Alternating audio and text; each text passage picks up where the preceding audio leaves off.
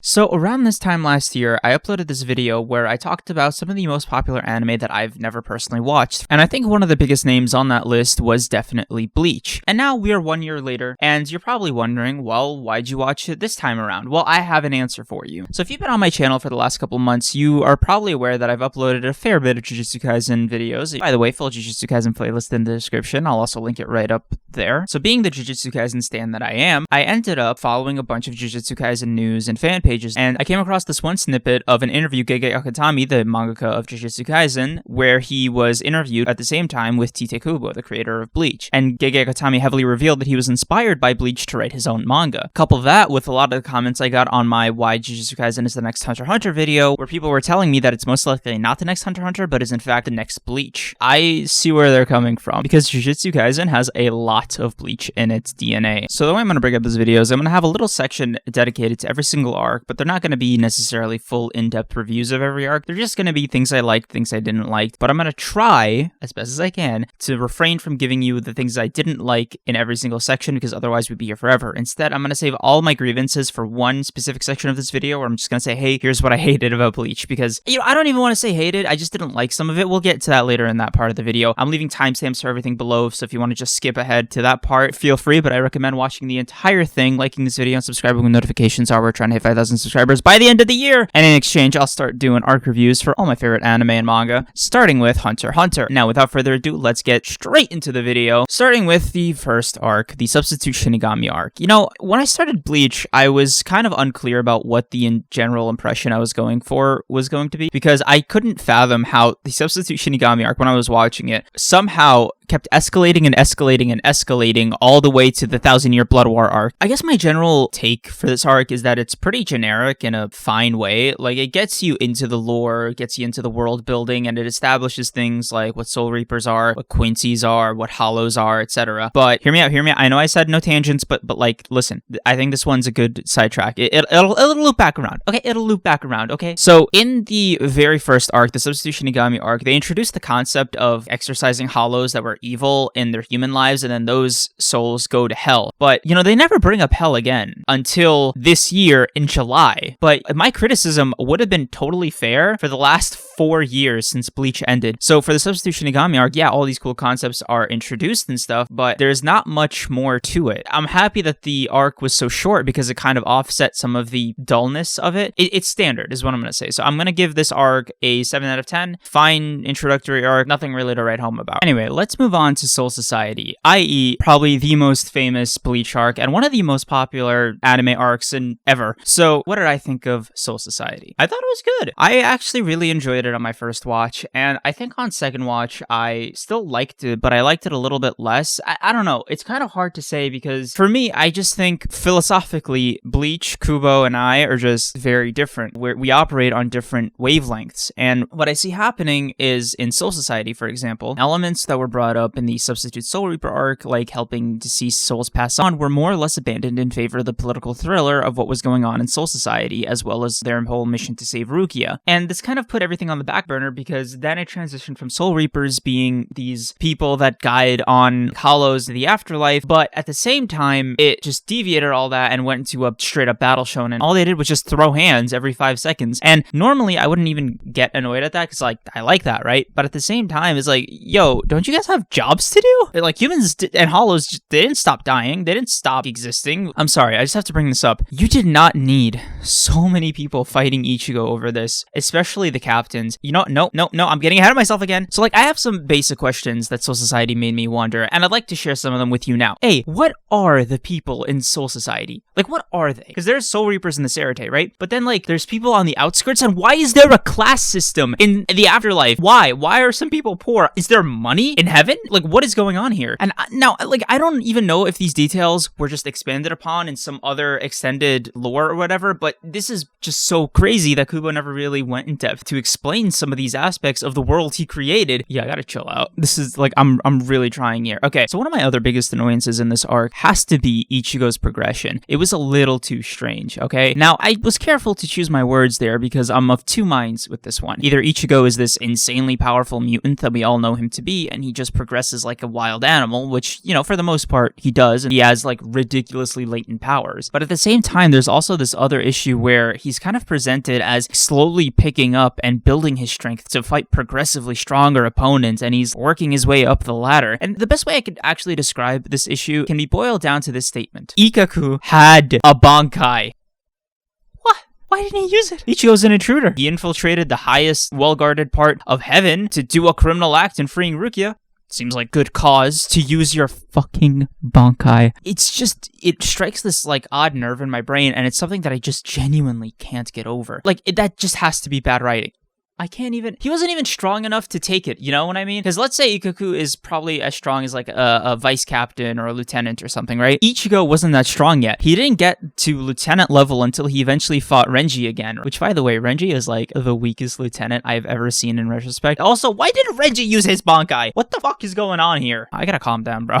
These are just like mild annoyances for me. They did sort of detract from the general enjoyment of the arc on repeat viewings, but on the first watch, it was actually a really fun arc. Soul Society literally introduced almost all of my favorite characters. You got Ikkaku, you got Kenpachi, you got Aizen, and I gotta say, Aizen made one hell of an entrance, and just everything we learned about how he set up this entire thing, not necessarily why he did it. Kubo actually held back on revealing why Aizen did what he did. We didn't get to find out what that was until after he was defeated with his conversation with Urahara. Generally, I did enjoy the vast majority of Soul Society. I just think there are little grievances I have with it that all kind of cumulatively build up into causing me this general sense of displeasure. Like, I just had a lot of water, but it had like a teaspoon of salt in it. So with that in mind, I think I want to give Soul Society a solid 8.5 out of 10, maximum. I think it was really, really good. So after Aizen's betrayal, we learn that he had taken over Hueco Mundo, this kind of purgatory for hollows, and he had built up his own little team of genetically modified hollows that he calls Arrancars. Now, these things are basically the product of a bunch of really, really strong hollows who had consumed other hollows to take their initial form, being beefed up by this thing called the Hogyoku, which Aizen is using to create more of them and essentially elevate to the next stage in evolution to transcend beyond the gods. Now, the thing that I really like about Aizen in general as a villain is that aside from his general demeanor and personality, his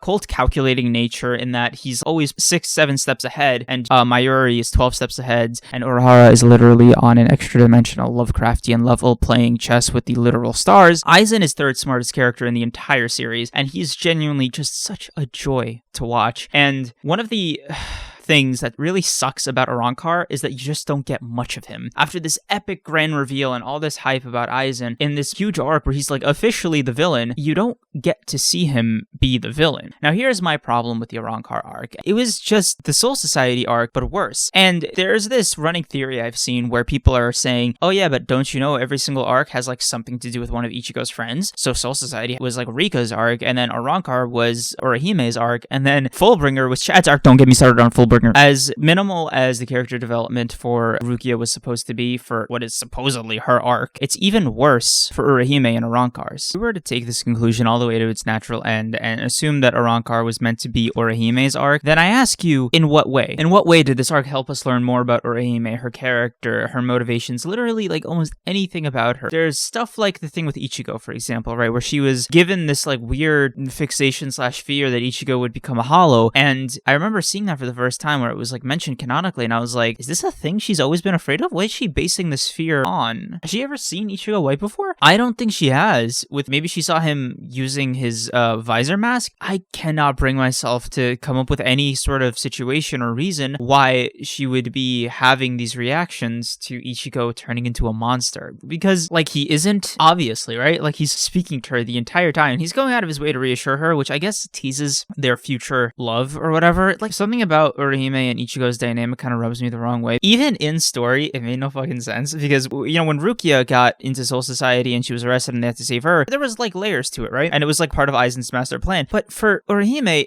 even though she is still part of Aizen's master plan, it's not to the same degree. He just, for some reason, lied to everybody about his interest in her powers, which, by the way, are so bizarre. They are actually bizarre. That should have been a whole thread. Urahime's powers are just weird. They're never explained. Even Chad's powers are explained as like being a Fullbringer, but Urahime's never. And it turns out even Aizen doesn't give a shit because it was just all to distract him and get Ichigo to fight Ukiura. I don't know. I think Arrancar was a little bit more sloppy, and the general vibe that I get from this arc is that there were characters that got a lot of nice development, and it introduced some truly amazing, well-written villains in the Espada, specifically Grimmjow and Ukiura. And I feel like people are going to hate me for saying this, but Grimmjow and Ukiura got way more attention in character development than Gin ever did in the last 2 arcs combined. And that's a shame, honestly. I would have liked to have seen more of him and why he chose to go down the path he chose. Aside from his supposedly secret love for Rengiku, which was barely teased. I don't know, man. I didn't like the disrespect Gin got. I think he had potential to be a far more interesting character, especially after his betrayal.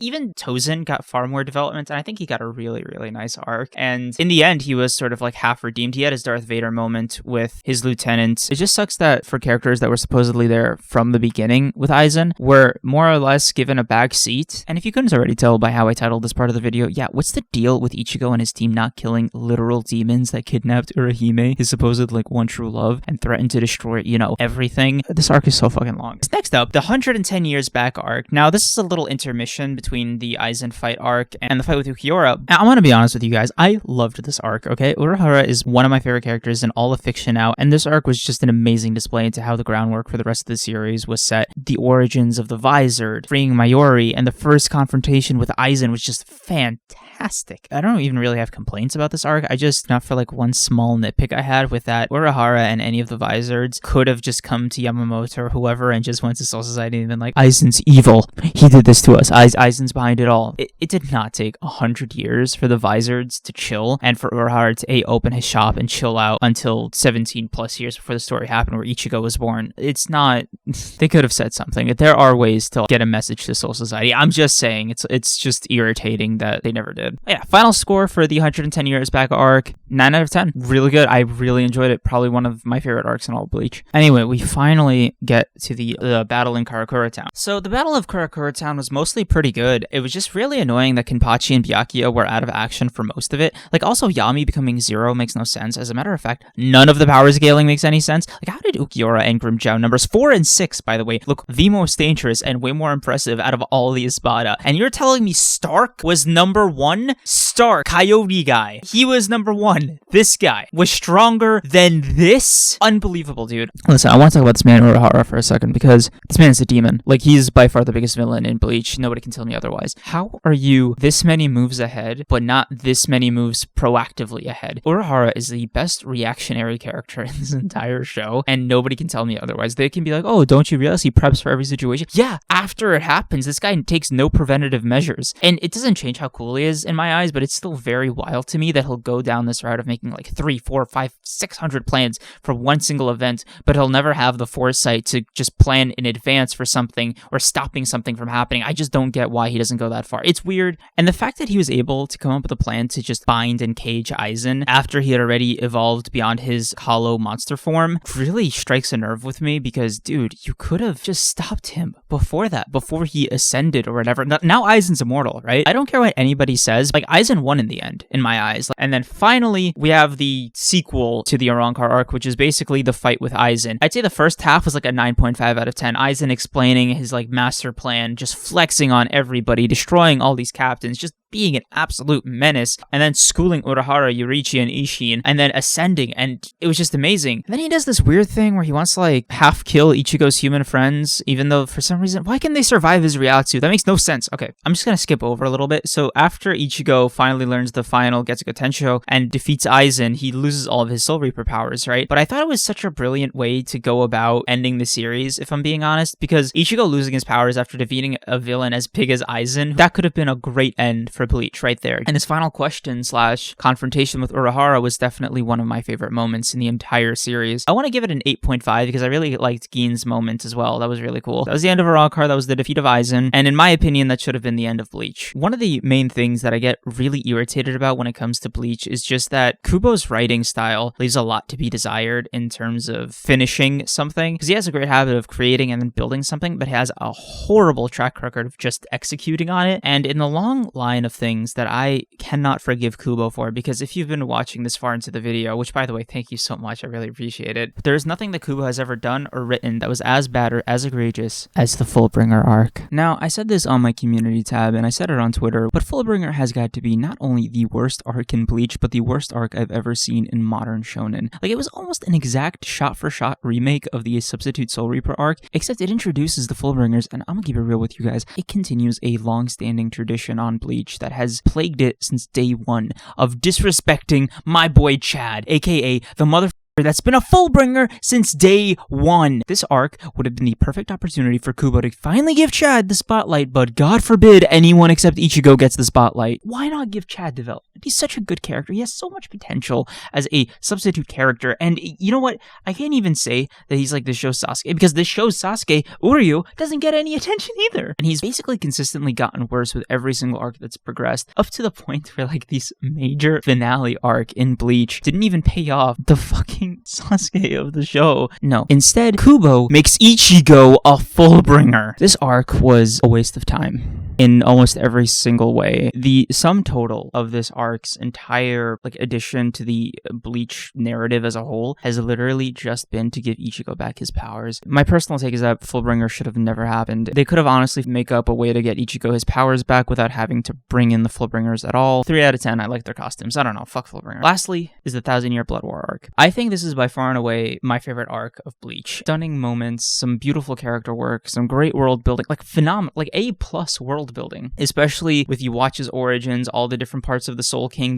It's amazing. He popped off in that arc, but there is a fair bit of forgiveness that I give to this arc, despite its many shortcomings, that I don't give to the other arcs in Bleach, and here's why. It's basically a tale as old as time at this point, right? A mangaka's health always declines, and the work suffers because they're just overworked like dogs, and Kubo is no exception. So I give him a lot of forgiveness for this last arc because it was still amazing despite how much he had to rush it to just put an end to his own suffering, basically. So despite that, there are some things that I think he still done in the time frame he gave himself. For example, Kenpachi's Bankai should have been more significant, way more decisive, because we all know Kubo's bad habit of, if it's not Ichigo's full power, then the fights basically go A wins, then B reveals a secret, then C reveals that he's planned the secret, and then basically the end of the fight. But with Kenpachi, his Bankai was truly unique, and it turned him into a wild animal, and it made him super powerful. He cut Gerard Valkyrie in half. That's the heart of the Soul King, dude. And if it wasn't for his arm getting ripped off by his own power, I think he could have definitely won that fight, and he should have won that fight. The payoff would have been great, especially after the Unohana fight he had, where he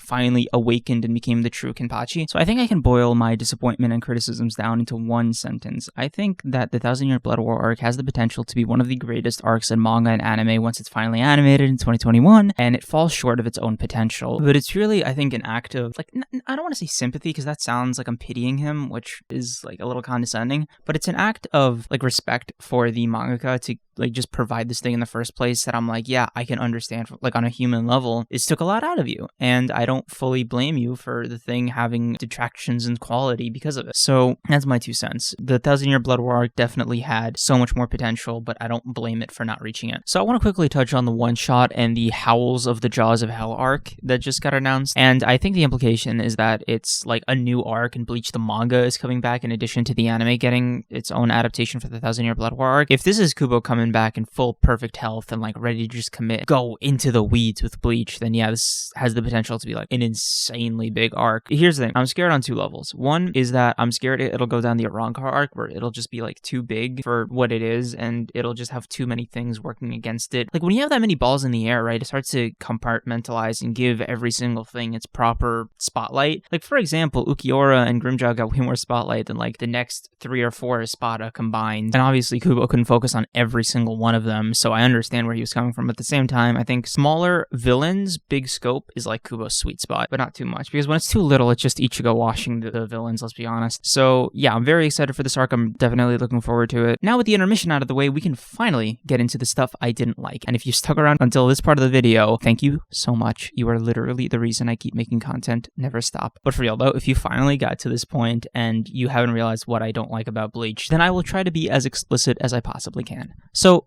First thing, Ichigo doesn't get his hands dirty. Now, this one is probably the thing that I hate most about Bleach. Ichigo has found a way, in a world full of monsters, demons, and warring races, to never get his own hands dirty. Isn't that bizarre? Ichigo has a savior complex, not necessarily a killing complex. So if you kill the thing, putting the people you want to protect in danger, you're saving them. That satisfies your complex. I don't understand. And also, these people are demons, right? Like, hollows are literally creatures that eat humans, right? Like I'm not crazy. Like, they didn't stop being that because they got turned into Arrancars. Hell, the first thing Yami did when they debuted was just consume a bunch of human souls. Not even to mention, like, Aizen, right? Like, why doesn't Aizen kill? That is so weird. It really pisses me off. Now, second, I mentioned this earlier, but Urahara could have done way more. He could have been way more proactive. Number 3 is my beef with Yamamoto. Now, Yamamoto, as the leader of the Goti 13, like this really OP figure who has like this really insanely powerful Bankai. Dude, his Bankai is next level. He is so underutilized. When the Quincy's invaded, he had to know Yuachi was coming, right? Like, Yamamoto just should have been at his A game, and we know in Bleach, losing an arm is like losing half your power. Like, no joke. Look at Grimmjow.